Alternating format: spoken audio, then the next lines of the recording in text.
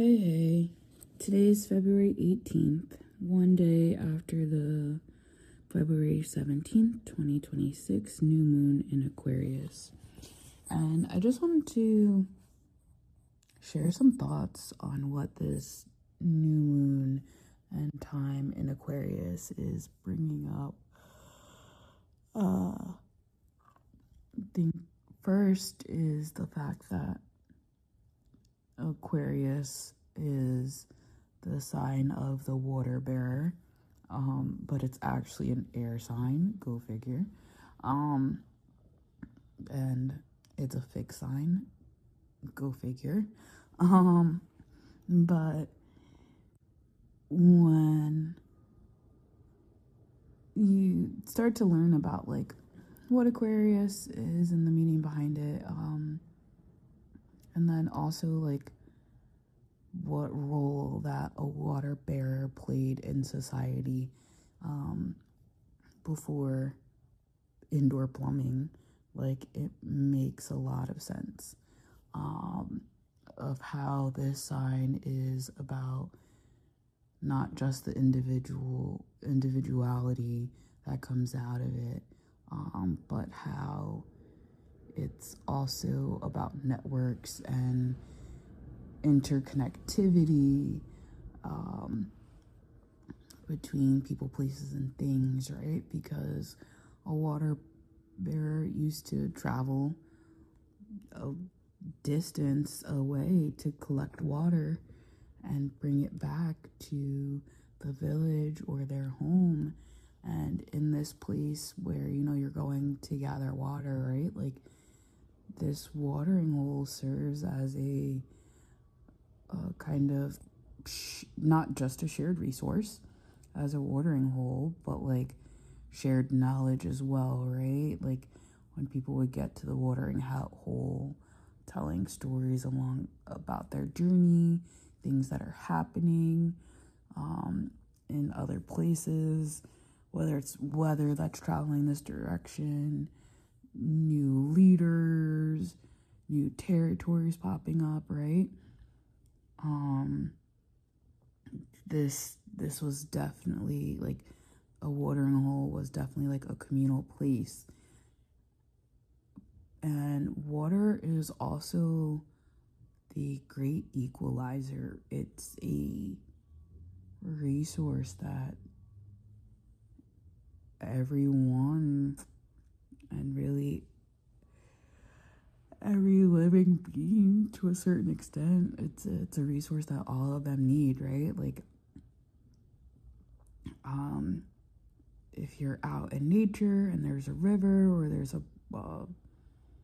pond or lake or watering hole, you literally see predator and prey like side by side, even sharing that natural resource, right? And so this idea of shared resource in the Aquarius season makes so much sense.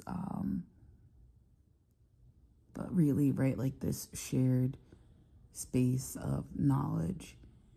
And as I continue to think about like, not only is water this like important research source for life, right? But like being a water bearer, you spend a lot of time looking at water or into water, right? And what I always find interesting, until the invention of mirrors, right? Like the only reflection that people would really see of each other, of themselves, is in water, maybe in ice, like a glacier, right? Or in someone else's eyes. And that really resonates with the idea of actually being able to see someone or something, right? And the humanity of it. And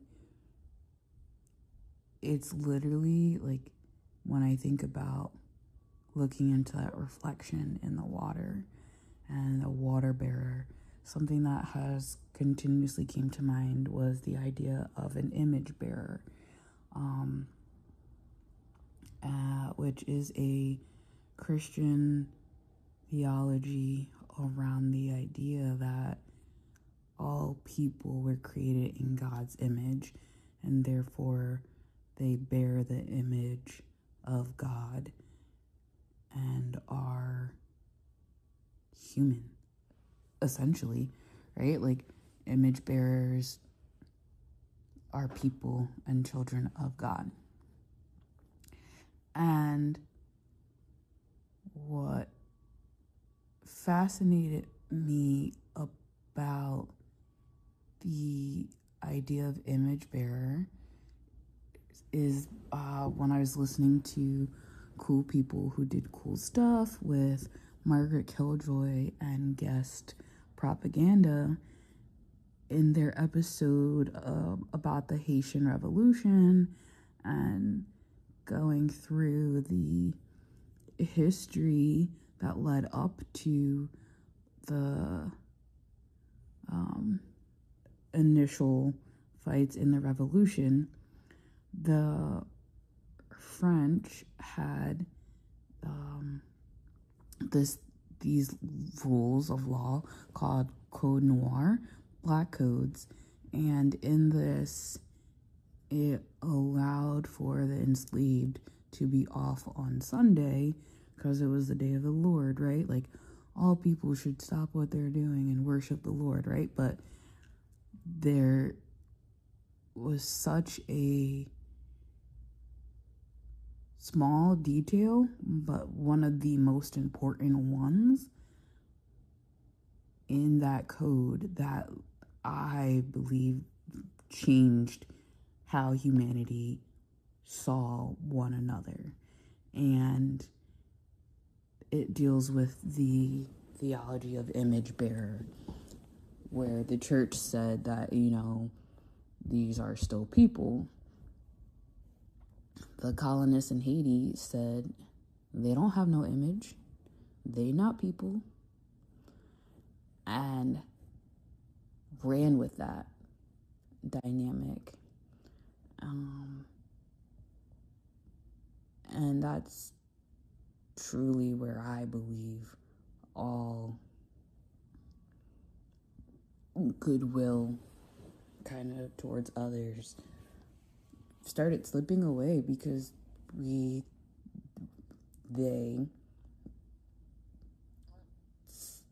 started to deny people their humanity in terms of, like, they were already enslaved,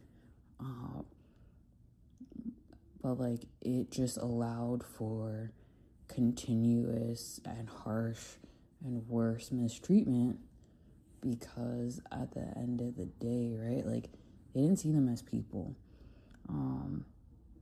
And I think as the world continues, this idea that, black people are less than or subhuman and all these ridiculous pseudo theories, you can kind of see the through line to how, well, if you don't believe these are actual people, you can treat them like shit. And it feels weird that now we're also in a society where the same treatment of profiling is still occurring, and also that it's like moving towards a surveillance state as well, which again, Aquarius rules networks and connectivity, so all things happening with AI really track with Aquarius, but it stands out how things like the Ring app are now moving towards this idea of like a shared finding, right? Of if your pet is lost, we're able to tap into all the Ring cameras in the neighborhood and look for them. And sure, it sounds cute and funsy and is great that little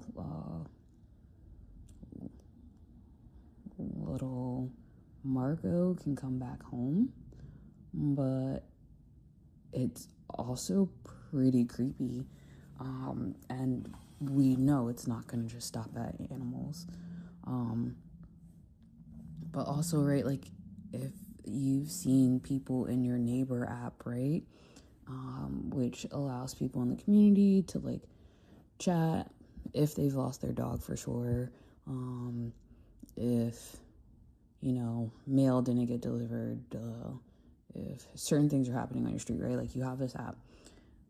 But people are also using this app to make very wild statements in terms of seeing people in the neighborhood that quote unquote don't belong there, or, you know, a door dasher that's an immigrant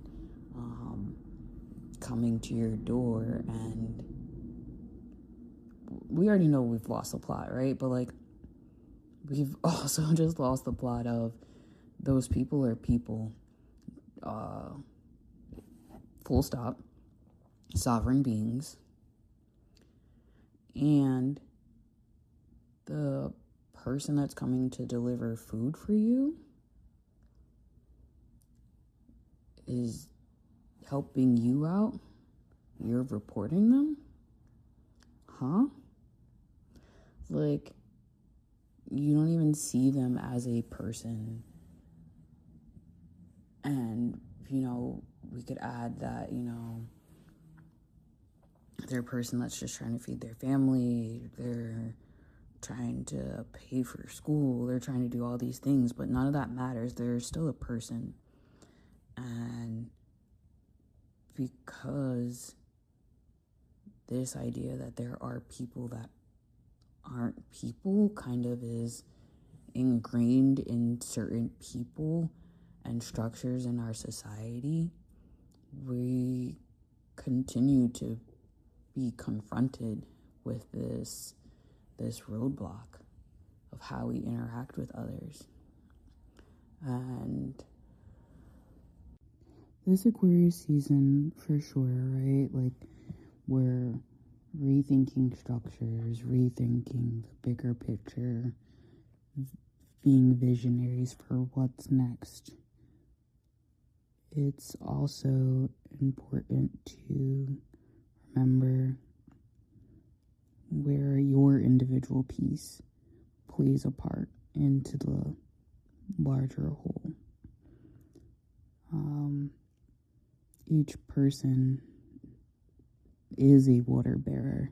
They're an important piece of the community, of the shared resources that we have. And, you know, it's a different form of independence,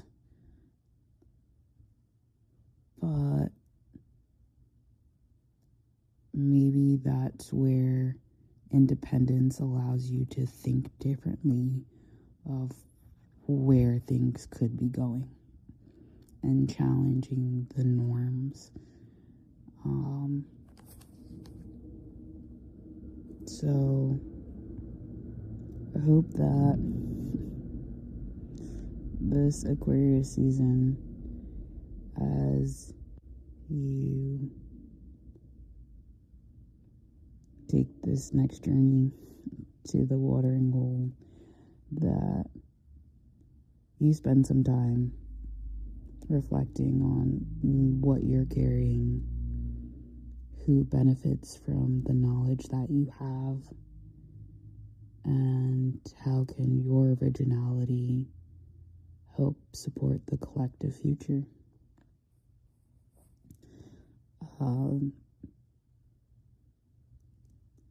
whether it's image bearer because we're all created in God's eyes, or whether it's the light in me recognizes the light in you.